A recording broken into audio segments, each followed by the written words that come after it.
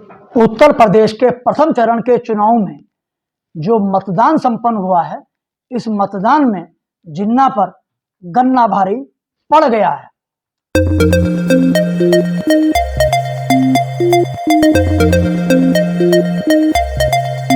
नमस्कार दोस्तों, उत्तर प्रदेश के पश्चिमी उत्तर प्रदेश में आज प्रथम चरण का मतदान था। यह मतदान 58 विधानसभा सीटों पर संपन्न हुआ। 2017 में भारतीय जनता पार्टी को 53 सीटें इस 58 सीटों में से प्राप्त हुई थी, जिसे कह दिया जाए भाजपा की लहर थी। एक सीट लोकदल को मिली थी। लोकदल का प्रत्याशी भाजपा में शामिल हो गया था, जिसके चलते 54 सीटें 54 विधायक भारतीय जनता पार्टी के 2017 में हो गए थे। 4 में 2 पर बीएसपी और 2 पर समाजवादी पार्टी।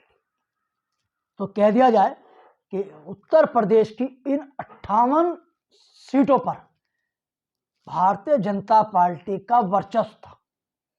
लेकिन 2022 के चुनाव में ये पिक्चर ये हवा कुछ बदली भी नजर आ रही है। हवा भी ऐसी बदली है कि भारतीय जनता पार्टी के वरिष्ठ नेताओं ने गन्ना और जिन्ना और पाकिस्तान, हिंदू मुसलमान और कानून व्यवस्था जैसे बातों को मुद्दा बनाया था। वहीं पर विपक्ष ने जिन्ना नहीं चलेगा, गन्ना चलेगा, किसान का मुद्दा लिया था। और किसान के साथ साथ विपक्ष ने बेरोजगारी, महंगाई, शिक्षा, चिकित्सा, रोजगार, इनको मुद्दा बनाया था। विपक्ष के द्वारा जो अपना घोषणा पत्र जारी किया गया, उसमें 300 यूनिट बिजली फ्री, इसी के साथ अन्य योजनाओं का खुलासा किया कि सरकार बनने पर यह लागू करेंगे। भारतीय जनता पार्टी के लिए यह बड़ा चिंता का विषय था कि 58 में से 54 सीटों पर अपना कब्जा कैसे बरकरार रखा जाए, उसी के लिए वह संघर्ष कर रही थी। भारतीय जनता पार्टी इस सीटों को पाने के लिए जी तोड़ मेहनत की। प्रधानमंत्री ने चुनाव मतदान से एक दिन पूर्व टीवी चैनलों पर आकर 70 मिनट का एक इंटरव्यू दिया। उसको इंटरव्यू नहीं कह सकते, वो वर्चुअल रैली कही जा सकती है कि जिस तरीके के सवाल इंटरव्यू में होने चाहिए थे, वो इंटरव्यू में नहीं थे। तो लेकिन चुनाव आयोग ने उस इंटरव्यू को रोकने के लिए कोई कदम नहीं उठाया था। जबकि 2017 में मतदान से पहले राहुल गांधी का एक इंटरव्यू हुआ था, तो राहुल गांधी को चुनाव आयोग ने नोटिस भी जारी कर दिया था और न्यूज़ चैनल को इंटरव्यू प्रसारण करने पर भी रोक लगा दी थी। लेकिन यहाँ इस तरीके का नहीं हुआ और चुनाव आयोग ने किसी तरीके का कोई कदम नहीं उठाया। प्रधानमंत्री एक तरफ आज सहारनपुर में जनसभा को संबोधित किया, वहीं उसके पड़ोसी जनपद मुजफ्फरनगर, मेरठ, गाजियाबाद, हापुड़, बुलंदशहर, नोएडा, इन जिलों में मतदान चल रहा था। सहारनपुर की रैली में भी उन्होंने मतदान के दौरान उस क्षेत्र का भी जिक्र किया जहां मतदान हो रहा है, कि उनके बीच में नहीं पहुंच पाया। चुनाव की घोषणा होने के बाद चुनाव आयोग की पाबंदियों के चलते उसका उन्हें खेद है, लेकिन उन्होंने अपना संदेश सहारनपुर से भी मतदान जहां हो रहा था उस क्षेत्र में दिया।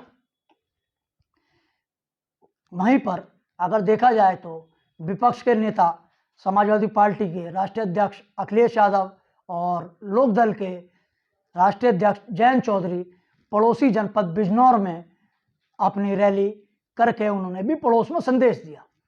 तो दोनों राजनीतिक दल पश्चिमी उत्तर प्रदेश में आमने सामने हैं और देखा जाए तो गठबंधन और भारतीय जनता पार्टी का सीधा मुकाबला हुआ है।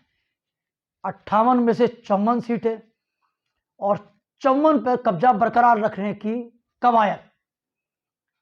लेकिन जब मतदान आज शुरू हुआ सुबह, तो कई पोलिंग बूथों पर मशीनों ने काम नहीं किया, कुछ दिक्कतें आई, कहीं पर 1 घंटे बाद मतदान शुरू हुआ, कहीं 1.5 घंटे बाद हुआ, लेकिन मतदान शांतिपूर्वक संपन्न हुआ है। सबसे बड़ी विशेषता यह है, जिस पे अंदेशा व्यक्त किया जा रहा था कि कहीं कुछ गड़बड़ ना हो जाए, कहीं कोई विवाद ना हो जाए, ऐसा अभी तक मतदान होने के बाद ऐसी कोई सूचना नहीं आई है। इस प्रथम चरण के 58 सीटों के हुए मतदान के बाद जो हवा चली है, उस हवा ने भारतीय जनता पार्टी के माथे पर चिंता की लकीरें खींच दी हैं। मतदान के बाद जिस तरीके से लोगों ने अपने विचार व्यक्त किए हैं, उससे लगता है कि इन 58 सीटों पर भारतीय जनता पार्टी अब 54 पर जो अपना कब्जा बरकरार नहीं रख पाएगी, और इस प्रथम चरण में विपक्ष को, गठबंधन को बढ़त मिल गई है। अगर बढ़त मिलती है, अब द्वितीय चरण का मतदान 14 फरवरी को होगा, और 14 फरवरी को पश्चिमी उत्तर प्रदेश के जिले होंगे सहारनपुर, बिजनौर, रामपुर, मुरादाबाद, बरेली, इस साइड से चुनाव होगा। तो जब ये चुनाव होगा, इसी के साथ साथ द्वितीय चरण में ही उत्तराखंड में भी 70 विधानसभा सीटों के लिए वोट डाले जाएंगे।